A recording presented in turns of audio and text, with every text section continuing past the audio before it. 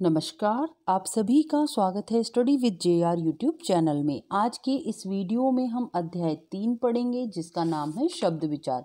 और इस अध्याय के अब तक 3 भाग अपलोड हो चुके हैं, ये चौथा भाग है। आज हम इसका चौथा भाग पढ़ रहे हैं और यहाँ तक पिछली वीडियो में हमने पढ़ लिया था। आज हम यहाँ से स्टार्ट करेंगे। और आपको पता ही है कि जैसे कि हमारे इस चैनल पर माध्यमिक शिक्षा बोर्ड की जो कक्षा 9 से 12 तक की हिंदी व्याकरण की किताब आती है, एक ही किताब आती है हिंदी व्याकरण की, तो इस किताब के अध्याय पढ़ाए जा रहे हैं। और अब तक हमने 2 अध्याय पढ़ लिए हैं, तीसरा अध्याय हमारा चल रहा है। तीसरे अध्याय के भी हमने 3 भाग पढ़ लिए हैं। तो ये वीडियोज़ यदि आपको देखने हैं तो लिंक आपको नीचे डिस्क्रिप्शन में मिल जाएगा, वहाँ से आप देख लीजिएगा। आज हम पढ़ेंगे भाग 4 और भाग 4 में आज हम पढ़ेंगे यहाँ से तुर्की भाषा से। तो मैं आपको एक बार बता देती हूँ कि भाग 1 में हमने शब्द विचार में तत्सम तद्भव शब्द जो होते हैं उनको पढ़ा था, और भाग 2 में भी हमने तत्सम तद्भव शब्दों को देखा था। बहुत सारे इसमें दिए गए हैं आपकी किताब में, तो इसमें हमने बहुत सारे तत्सम तद्भव शब्दों को देखा था और भाग 3 में भी देखा था। भाग 3 में हमने देशज शब्दों को भी देखा था और विदेशी शब्द भी देखे थे। तो विदेशी शब्द वाला जो टॉपिक हमारा चल रहा था, देखिए ये हम पढ़ रहे थे विदेशी शब्द वाले, ठीक है। तो विदेशी शब्द हम देख रहे थे। इसमें देखिए हमने टॉपिक पढ़ा था एक अंग्रेजी भाषा के शब्द जो प्राय हिंदी में प्रयुक्त होते हैं ना, तो ये शब्द हमने देख लिए थे। इसके बाद अरबी भाषा के शब्द देख लिए थे, फारसी भाषा के शब्द हमने पढ़ लिए थे, और इसके बाद आते हैं पुर्तगाली भाषा के, और ये भी हमने पढ़ लिए थे, ठीक है। यहाँ तक हमने पढ़ लिया था। आज हम पढ़ेंगे तुर्की भाषा से। तो देखिए तुर्की भाषा से कौन कौन से शब्द लिए गए हैं। आका, उर्दू, काबू, कैंची, कुर्की, है ना, कूली, कलंगी, कालीन, चाक, चिक, चेचक, चुगली, चोगा, चम्मच, तमगा, तमाशा, तोप, बारूद, बाबजी, बीबी, बेगम, बहादुर, मुगल, लाश, सराय आदि। तो इस प्रकार के जो शब्द हैं जिनका यूज़ हम करते हैं कभी ना कभी, तो इन ये जो शब्द हैं ये तुर्की भाषा के हैं। इसके बाद देखिए फ्रांसीसी से कौन कौन से शब्द हमने ले लिए हैं जो हम यूज़ भी करते हैं आजकल। अंग्रेज, काजू, कारतूस, coupon, table, mayor, marshal, menu, restaurant, soup आदि। तो ये सारे शब्द हैं फ्रांसीसी से। इसके बाद देखिए चीनी से कौन कौन से शब्द हैं। चाय, लीची, लोकाट, तूफान आदि। ये शब्द कहाँ से लिए गए हैं, चीनी से। इसके बाद देखिए डच से लिया गया है तुरुप, बम, चिड़िया, ड्रिल आदि। तो ये सारे शब्द हो गए डच से। इसके बाद देखिए जर्मनी से कौन कौन से शब्द लिए गए हैं। नात्सी, नाजीदार, किंडर गार्टन आदि, ठीक है। इसके बाद देखिए तिब्बती से लामा, डांडी। इसके बाद रूसी से लिए गए हैं जार, सोवियत, रूबल, स्पुतनिक, बुजुर्ग, लूना आदि। ये सारे शब्द हैं रूसी से। इसके बाद है यूनानी से देखिए academy, atom, Atlas, telephone, Bible आदि। इस प्रकार के जो शब्द हैं ये यूनानी से लिए गए हैं, ठीक है। अब देखिए इसके बाद आते हैं संकर शब्द। अब ये संकर शब्द क्या होते हैं, तो हिंदी में वे शब्द जो 2 अलग अलग भाषाओं के शब्दों को मिलाकर बना लिए गए हैं, वे शब्द कहलाते हैं संकर शब्द, ठीक है। तो आप याद रखेंगे इसको। संकर शब्द किसे कहते हैं, वे शब्द जो अलग अलग 2 भाषाओं के शब्दों को मिलाकर बना लिए गए हैं, ठीक है। तो हिंदी में हिंदी के ही शब्द होते हैं, तो हिंदी के वे शब्द जो 2 अलग अलग भाषाओं के शब्दों को मिलाकर बना लिया गया है। जैसे कि एक शब्द है वर्षगांठ, ठीक है। अब देखिए इसमें वर्षगांठ में एक तो शब्द है वर्ष और एक है गांठ, इन दोनों को मिलके बन गया वर्षगांठ। जबकि जो वर्ष जो शब्द है ये है संस्कृत का और गांठ शब्द है हिंदी का। तो ये दोनों मिलकर क्या बन गए, वर्षगांठ, ठीक है। ऐसे ही देखिए उद्योगपति। अब उद्योग जो शब्द है ये है संस्कृत का और पति शब्द है हिंदी का, दोनों को मिलकर क्या बन गई, ये उद्योगपति। इसके बाद देखिए रेल यात्री। रेल शब्द है अंग्रेजी का और यात्री शब्द है संस्कृत का, तो दोनों मिलकर क्या बन गए, रेल यात्री। इसके बाद देखिए टिकट घर में देखिए टिकट है अंग्रेजी का शब्द और घर है हिंदी का शब्द, तो ये दोनों मिलकर क्या बन गए, टिकट घर। इसके बाद देखिए नेक नियत में देखिए नेक है फारसी का शब्द, नियत है अरबी का शब्द, है ना, दोनों मिलकर क्या बन गए, नेक नियत। इसके बाद देखिए जांच शब्द जो है फारसी का और कर्ता शब्द है हिंदी का, दोनों मिलाकर क्या बना, जांच कर्ता। इसके बाद देखिए बेढंगा में देखिए बे शब्द है फारसी का और ढंगा शब्द है हिंदी का, दोनों को मिलाकर क्या बना, बेढंगा। फिर इसके बाद देखिए बेआब में देखिए बे शब्द है फारसी का और आप शब्द है अरबी का, ठीक है, तो ये मिलकर क्या बन गया, बेयार। तो ये वाले जो शब्द हैं ये क्या कहलाते हैं, ये शब्द कहलाते हैं संकर शब्द। ठीक है, जो कि दो अलग अलग भाषाओं से मिलकर बनते हैं। इसके बाद देखिए ये है सजा प्राप्त। सजा प्राप्त में देखिए सजा शब्द है फारसी का, प्राप्त शब्द है हिंदी का। फिर उड़न तस्त्री, उड़न शब्द है हिंदी का, तस्त्री शब्द है फारसी का। बेकायदा, तो बे शब्द जो है फारसी का, कायदा शब्द है अरबी का, तो मिलकर क्या बन गया, बेकायदा। इसके बाद देखिए बम वर्षा। बम वर्षा में देखिए बम है अंग्रेजी का शब्द और वर्षा है फारसी का शब्द। ठीक है, इसके बाद देखिए नेक्स्ट टॉपिक है रचना के आधार पर। तो ये तो हमने पढ़े कौन से शब्द, संकर शब्द। ये पांचवा टॉपिक ही चल रहा था संकर शब्दों का, तो ये भी हैं संकर शब्द ही हैं ये, सजा प्राप्त, उड़न तस्त्री, बेकायदा, है ना, और ये बम वर्षा। इसके बाद देखिए रचना के आधार पर, इसमें क्या बताया गया है, नए शब्द बनाने की प्रक्रिया को रचना या बनावट कहते हैं। देखिए रचना या बनावट किसे कहा जाता है, नए शब्द बनाने की प्रक्रिया को। ठीक है, रचना प्रक्रिया के आधार पर शब्दों के तीन भेद किए जाते हैं। कौन कौन से तीन भेद हैं, एक तो है रूढ़ शब्द, दूसरा है यौगिक शब्द, तीसरा है योग रूढ़ शब्द। ठीक है, तो रचना प्रक्रिया के आधार पर शब्दों के कितने भेद किए जाते हैं, तीन भेद किए जाते हैं। कौन कौन से हैं, रूढ़, यौगिक, योग रूढ़। ठीक है, सबसे पहला है रूढ़ शब्द। रूढ़ शब्द देखिए वे शब्द जो किसी व्यक्ति, स्थान, प्राणी, वस्तु के लिए वर्षों से प्रयुक्त होने के कारण किसी विशिष्ट अर्थ में प्रचलित हो गए हैं, रूढ़ शब्द कहलाते हैं। रूढ़ शब्द किसे कहते हैं, वे शब्द जो किसी व्यक्ति, स्थान, प्राणी, वस्तु के लिए वर्षों से प्रयुक्त होने के कारण किसी विशिष्ट अर्थ में प्रचलित हो गए हैं, तो उन शब्दों को कहा जाता है रूढ़ शब्द। इन शब्दों की निर्माण प्रक्रिया भी ज्ञात नहीं होती तथा इनका कोई अन्य अर्थ भी नहीं होता, जैसे दूध, गाय, रोटी, दीपक, पेड़, पत्थर, देवता, आकाश, मेंढक, स्त्री आदि। तो ये शब्द कैसे हैं, रूढ़ शब्द हैं। ठीक है, इसके बाद देखिए यौगिक शब्द।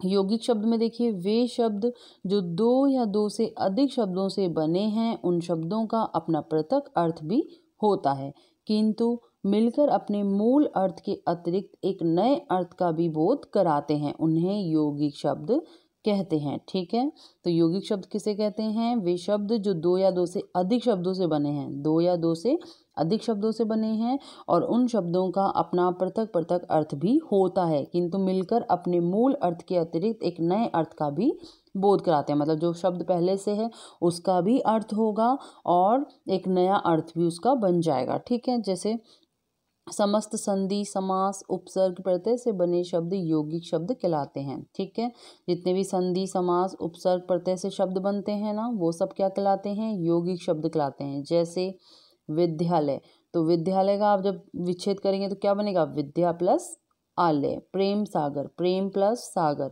प्रतिदिन, प्रतिदिन का क्या हो जाएगा, प्रति प्लस दिन। तो दोनों का देखिए अलग अलग अर्थ है, लेकिन मिलने के बाद भी एक अलग अर्थ बन रहा है। इसके बाद देखिए दूध वाला, दूध वाला। राष्ट्रपति, राष्ट्रपति। महर्षि, महर्षि। ठीक है, तो इस तरीके से ये हो गए यौगिक शब्द। इसके बाद देखिए योग रूढ़ शब्द। योग रूढ़ शब्द में देखिए वे यौगिक शब्द जिनका निर्माण पृथक पृथक अर्थ देने वाले शब्दों के योग से होता है, किंतु वे अपने द्वारा प्रतिपादित अनेक अर्थों में से किसी एक विशेष अर्थ का ही प्रतिपादन करने के लिए रूढ़ हो गए हैं। ऐसे शब्दों को क्या कहा जाता है, योग रूढ़ शब्द कहा जाता है। कौन से शब्द, वे यौगिक शब्द जिनका निर्माण पृथक पृथक अर्थ देने वाले शब्दों के योग से होता है। ठीक है, और क्या होता है, लेकिन वे अपने द्वारा प्रतिपादित अनेक अर्थों में से किसी एक विशेष अर्थ का ही प्रतिपादन करने के लिए रूढ़ हो गए हैं, तो ऐसे शब्दों को कहा जाता है योग रूढ़। जैसे पीताम्बर। अब ये पीताम्बर शब्द है, इसमें देखिए पीत का अर्थ क्या होता है, इसका पहले संदेशित करेंगे तो पीत प्लस अंबर। अब पीत का अर्थ होता है पीला, अंबर का अर्थ होता है वस्त्र। ठीक है, तो ये हो गया इसका, ये किससे बना है, पीत यानी पीला, अंबर यानी वस्त्र, इनके योग से बना है। किंतु अपने मूल अर्थ से इतर इस शब्द का अर्थ विष्णु रूढ़ है। ठीक है, और इसका शब्द क्या बना, अर्थ क्या बना, वैसे तो ये अलग अलग है, इसका अर्थ अलग है, पीत का अर्थ होता है पीला, अंबर का अर्थ होता है वस्त्र, और लेकिन ये एक शब्द बना जब मिलकर पीताम्बर, तो इसका अर्थ क्या निकला, विष्णु। इसी प्रकार दशानन, गजानन, जलज, लंबोदर, त्रिनेत्र, चतुर्भुज, घनश्याम, रजनीचर, मुरारी, चक्रधर, षडानन आदि शब्द क्या है, योग रूढ़ शब्द हैं। ठीक है, इसके बाद देखिए प्रयोग के आधार पर, प्रयोग अथवा रूप परिवर्तन के आधार पर हिंदी में शब्दों के दो भेद हैं, एक तो है विकारी और एक है अविकारी, जिसे अवयव शब्द भी बोल सकते हैं। ठीक है, तो विकारी शब्द देखिए, वे शब्द जिनका लिंग, वचन, कारक, काल के अनुसार रूप परिवर्तित हो जाता है। वे शब्द जिनका लिंग, वचन, कारक, काल के अनुसार रूप परिवर्तित हो जाता है, वे क्या कहलाते हैं, विकारी शब्द कहलाते हैं। विकारी शब्दों में समस्त संज्ञा, सर्वनाम, विशेषण, क्रिया शब्द आते हैं। इनका विस्तृत विवरण अलग अध्याय में किया जाएगा। ठीक है, तो आगे यानी कि आने वाले जो अध्याय हैं उनमें आपको इसका विस्तृत अध्ययन देखने को मिलेगा। इसमें देखिए दूसरा है अविकारी यानी कि अवयव शब्द, वे शब्द जिनका लिंग, वचन, कारक, काल के अनुसार रूप परिवर्तित नहीं होता है ना, उसे क्या कहते हैं, अविकारी या अवयव शब्द कहते हैं। इन शब्दों का रूप सदैव वही बना रहता है, इसलिए इन्हें अव्यय कहा जाता है। अविकारी शब्दों में क्रिया, विशेषण, संबंध बोधक, समुच्चय बोधक तथा विस्मयादि बोधक आदि अवयव शब्द आते हैं। ठीक है, इसके बाद देखिए अर्थ के आधार पर, अर्थ के आधार पर शब्दों को भेद किए गए हैं। एक तो है एकार्थी शब्द, कौन सा शब्द, एकार्थी। जिन शब्दों का प्रयोग एक ही अर्थ में होता है उन्हें क्या कहा जाता है, एकार्थी शब्द कहा जाता है। जैसे कि दिन, धूप, लड़का, पहाड़, नदी शब्द है ना, ये सब क्या है, एकार्थी शब्द हैं। एक होते हैं अनेकार्थी शब्द। अनेकार्थी शब्द क्या हैं, जिन शब्दों के अर्थ एक से अधिक होते हैं उन्हें अनेकार्थी शब्द कहते हैं और इनका प्रयोग अलग अलग अर्थ में प्रयोग किया जाता है। जैसे अज, अमृत, कर, सारंग, हरि आदि, ये शब्द क्या हैं, अनेकार्थी शब्द हैं। इसके बाद देखिए पर्यायवाची शब्द, तो पर्यायवाची शब्द वे शब्द जिनका अर्थ समान होता है। पर्यायवाची शब्द कौन से होते हैं, वे शब्द जिनका अर्थ समान होता है, अर्थात किसी शब्द के समान अर्थ की प्रतीति कराने वाले अथवा अर्थ की दृष्टि से लगभग समानता रखने वाले शब्द क्या कहलाते हैं, पर्यायवाची कहलाते हैं। जैसे अमृत, पीयूष, सुधा, अमीय, सोम आदि शब्द अमृत के क्या हैं, समानार्थी हैं, तो इनको समानार्थी बोल लीजिए या पर्यायवाची बोल लीजिए, एक ही बात है। ये शब्द अमृत के पर्यायवाची शब्द हैं। ठीक है, इसके बाद देखिए चौथे नंबर पे आते हैं विलोम शब्द। विलोम शब्द में देखिए एक दूसरे का विपरीत अर्थ देने वाले शब्द क्या कहलाते हैं, विलोम शब्द कहलाते हैं। जैसे दिन, रात, माता, पिता आदि। ठीक है, इसके बाद देखिए पांचवें नंबर पे है सम उच्चरित शब्द या युग्म शब्द। ये क्या होते हैं, ऐसे शब्द जिनका उच्चारण समान प्रतीत होता है किंतु अर्थ पूर्णतया भिन्न होता है, उन्हें समानार्थी प्रतीत होने वाले भिन्नार्थक शब्द अथवा युग्म शब्द भी कहते हैं। ठीक है, जैसे आदि, आदि है ना। अब ये देखिए बोलने में ऐसा लग रहा है कि एक ही शब्द बोला है, लेकिन ये अलग अलग हैं, लिखने में भी और अर्थ में भी, है ना। तो आदि का अर्थ क्या होता है, प्रारंभिक, किंतु आदि का अर्थ क्या होता है, आदत होना या लत होना। इस प्रकार उच्चारण समान प्रतीत होते हुए भी क्या है, अर्थ भिन्न है। इसके बाद देखिए छठा नंबर पे शब्द समूह के लिए एक शब्द, जब किसी वाक्य वाक्यांश समूह का तात्पर्य एक शब्द के द्वारा अभिव्यक्त किया जाता है अथवा एक शब्द में उस वाक्यांश का अर्थ निहित हो, उसे शब्द समूह के लिए एक शब्द कहते हैं। जैसे जहाँ जाना संभव ना हो, तो उस शब्द, उसके लिए हमने क्या शब्द लिया, अगम्य, एक शब्द ले लिया अगम्य। इसका अर्थ क्या होगा कि जहाँ जाना संभव न हो, जो अपनी बात से टले नहीं, क्या है, अटल। तो ये क्या होंगे, शब्द समूह के लिए एक शब्द। इसके बाद देखिए सातवां नंबर है समानार्थक प्रतीत होने वाले भिन्नार्थक शब्द। समानार्थक प्रतीत होने वाले भिन्नार्थक शब्द ऐसे शब्द जो प्रथम दृष्टया रचना की दृष्टि से समान प्रतीत होते हैं, अर्थ की दृष्टि से भी बहुत समीप होते हैं, किंतु उनके अर्थ में बहुत सूक्ष्म अंतर होता है और अलग संदर्भ में ही इनका प्रयोग संभव होता है। जैसे अस्त्र, फेंक कर वार किए जाने वाला हथियार जैसे तीर, भाला आदि, इनको क्या कहा जाता है? अस्त्र कहा जाता है। शस्त्र, जिन हथियारों का प्रयोग हाथ में रखकर किया जाता है उसे क्या कहा जाता है? शस्त्र कहा जाता है। तलवार, लाठी, चाकू आदि, ये सब क्या है? शस्त्र हैं, है ना। इसके बाद देखिए 8वें नंबर पे है समूहवाची शब्द। समूहवाची शब्द क्या होते हैं? ऐसे शब्द जो एक समूह का प्रतिनिधित्व करते हैं, ऐसे शब्द जो एक समूह का प्रतिनिधित्व करते हैं अथवा सामूहिक वस्तुओं का अर्थ प्रकट करते हैं, उन्हें समूहवाची शब्द कहते हैं। जैसे गट्ठर लकड़ी या पुस्तकों का समूह, है ना। गट्ठर क्या है? लकड़ी या पुस्तकों का समूह, इसको क्या कहा जाता है? गट्ठर। इसके बाद देखिए गुच्छा यानी चाबियों या अंगूर का समूह, इसको क्या कहा जाता है? गुच्छा। गिरोह, गिरोह क्या है? माफिया या चोर या डाकुओं का समूह, उसको क्या कहेंगे? गिरोह। रेवड़, रेवड़ क्या होता है? भेड़, बकरी या पशुओं का समूह, है ना। तो इस प्रकार झुंड, टुकड़ी, पंक्ति, माला आदि शब्द हैं, इसे क्या कहे जाते हैं? समूहवाची शब्द होते हैं ये, ठीक है, जो कि एक समूह का प्रतिनिधित्व करते हैं ये शब्द, है ना।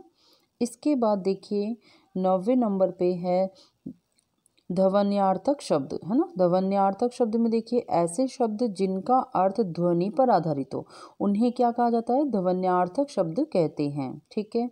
इनको निम्नलिखित उपभेद में बांट सकते हैं, जैसे पशुओं की बोलियां, दहाड़ना, शेर, दहाड़ता कौन है? शेर।